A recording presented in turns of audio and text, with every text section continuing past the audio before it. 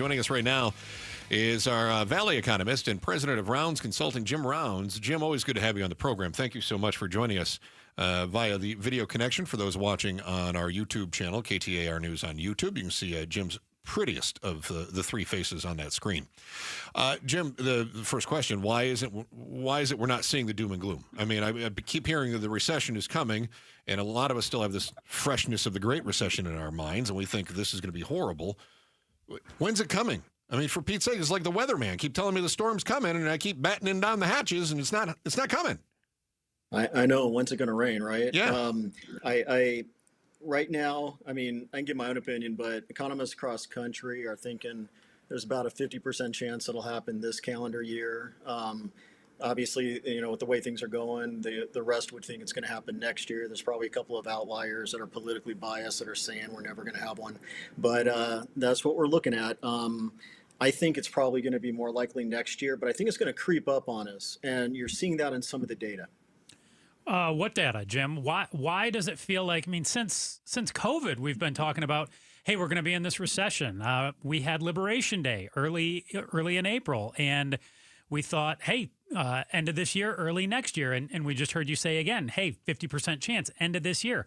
What data are we supposed to be looking for here? And when is it going to creep up on us, or why is it going to creep up on us? Yeah, and there's a lot of different data points to look at. I always like to look at, is something not falling off a cliff, because you have to guess when that would happen, but is something slowing at a steady pace? And if you take a look at real GDP each quarter, it's been slowly sliding for a little while. If you take a look at employment, it's always good to have job growth above 200,000 or so, but we're dipping a little bit below that. You take a look at unemployment rates, we're still good because there's still a demand for a lot of workers, but inflation is in check, but at the same time, we're going to see some additional inflation come later from the tariffs. I know that some of the politicians are saying that that's not going to happen, but that's just how math works and how the economy works.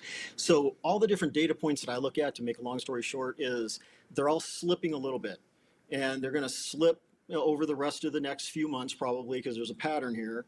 And then we'll probably, see some slides into GDP.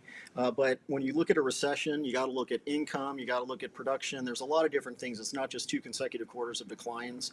But I feel like we'll have it by next year, but I'm hoping it's going to be mild. I hope that we'll have enough pro-economic public policy at the federal level that it'll keep us from having a severe one. So, and I want to continue on that path then. How hard is it to reverse some of these trends that you're discussing here? I'm not sure. You talked about a slow decline. Is this like a trend? Is this a freight train on the tracks, or is this a jet ski on a wave? Because it's tough to turn a freight train around, but it's real easy to spin a jet ski, right? Yeah, so I would say at the local level, it might be a little bit more like a jet ski. We were running the nose of our jet ski into the ground before, and then we, created all these economic programs. We're more business friendly, and we turned it around pretty quickly. The U.S. economy is more like a freight train that's going downhill right now, which is going to take a heck of a lot of momentum in order to just slow the minor declines that we're seeing in some of the data. So it'll trough, it'll hit the bottom of the valley, and then it'll go back up, just like any other economic downturn. We'll still continue to have business cycles, but I'm still seeing some mixed signals. And I remember we were talking about this before, when everything is pointed negative, a recession's around the corner, or we're already in one. But when you see a few mixed signals where you see incomes up a little bit while employment's slowing, there's still a few mixed signals, even though everything's slowing down a bit. I just can't see us having a recession this calendar year. But I remember the great lesson was back in 2001. I remember a lot of economists said as soon as 9/11 hit, we're in a recession. We're actually in a recession and out of it before that happens. So sometimes you just don't know. Huh. Jim Rounds, president of Rounds Consulting, Valley economist, joins us. Jim, you mentioned mild recession.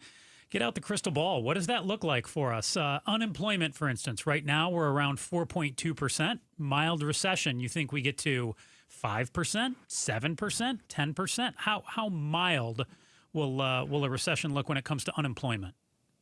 It'll vary depending on the location, but Arizona is going to be better positioned. So we might see unemployment only go up a little bit because we have a significant demand for workers, and right now we're in a bit of a workforce shortage across the board. We can't reach our long-term forecasts in economic growth and job growth.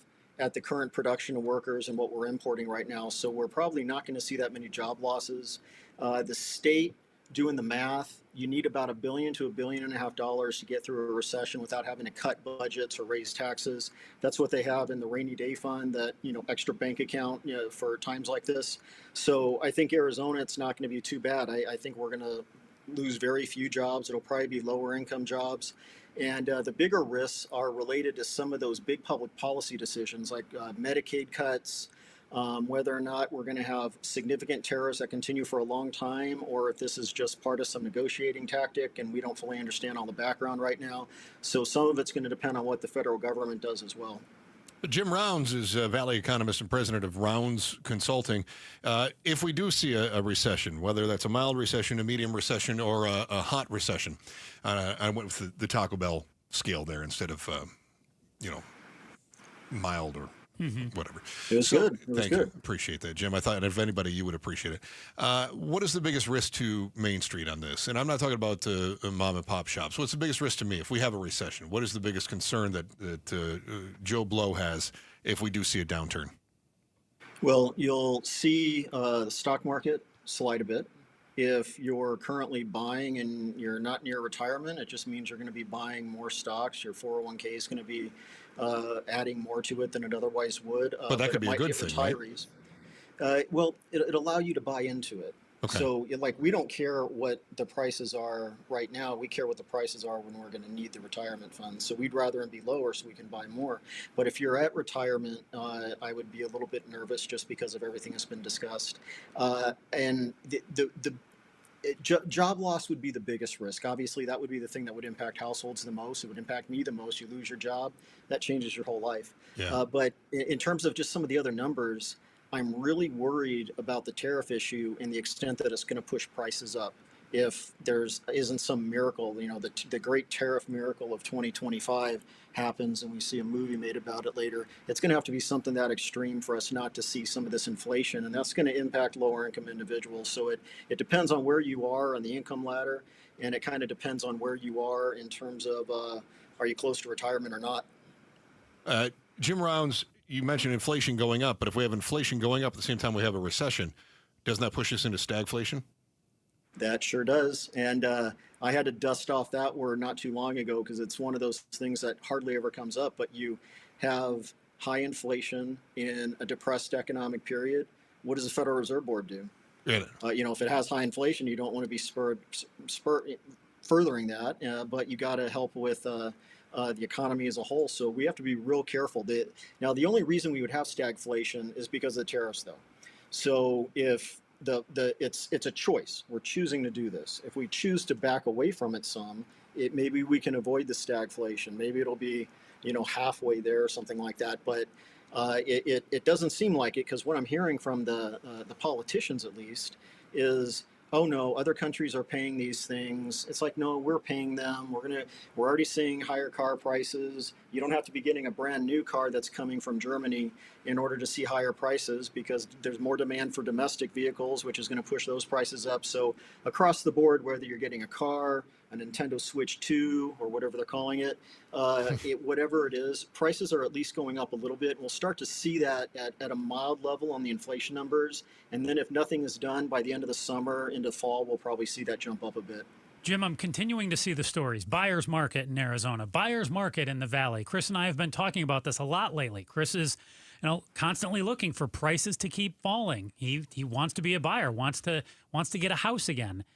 What do you see happening with housing if we hit a recession here in the Valley? I know you've said not a lot of job loss, but what's the future of housing? Are we going to see more of a buyer's market, or is everybody just going to be holding on?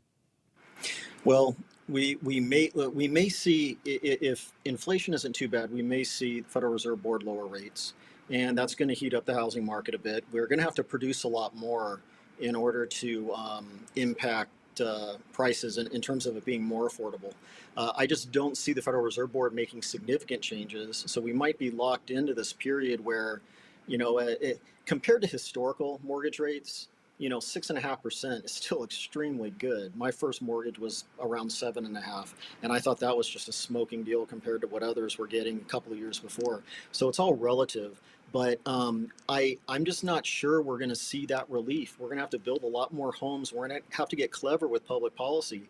And what drives me crazy is this is our realm. We work in economics and public policy. And no matter what good ideas different people come up with, we just never see anything get implemented. Jim Rounds, President, Rounds Consulting and Valley Economist, still predicting a 50% chance recession at the end of this year. Jim, thank you so much. We'll check in with you down the road.